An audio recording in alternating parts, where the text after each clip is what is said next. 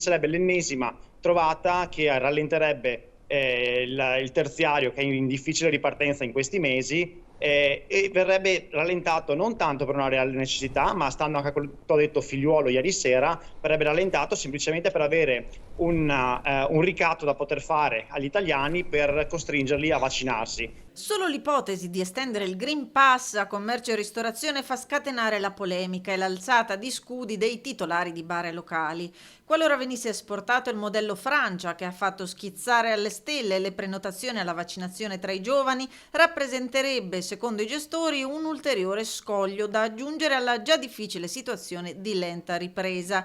Andrebbe a disincentivare l'ingresso ai locali, il timore lamentato dai gestori, e li porterebbe a dover assumere qualcuno per controllare gli avventori all'ingresso. Un no deciso, insomma, che lascia presagire nuove proteste.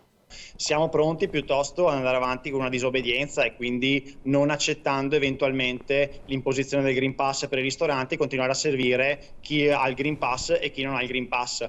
Green Pass in salsa italiana che al momento non convincerebbe la categoria.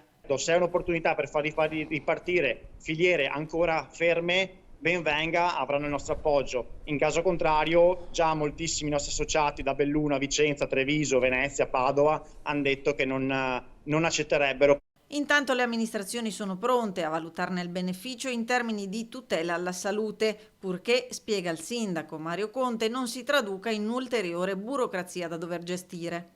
Se il Green Pass deve essere facile da utilizzare e semplice da controllare, perché non deve essere un ulteriore aggravio e dispendio di energia e di denaro da parte dei gestori che già sono in difficoltà. Quindi dobbiamo facilitare le cose e per far questo dobbiamo intanto essere tutti d'accordo, dobbiamo capire come funziona perché c'è ancora grande confusione, non si capisce se il messaggio ti arriva, se non ti arriva, se devi scaricare l'app, se non devi scaricarla, quindi dobbiamo chiarire le idee ai nostri cittadini e poi procedere con grande determinazione verso la via più semplice e più diretta.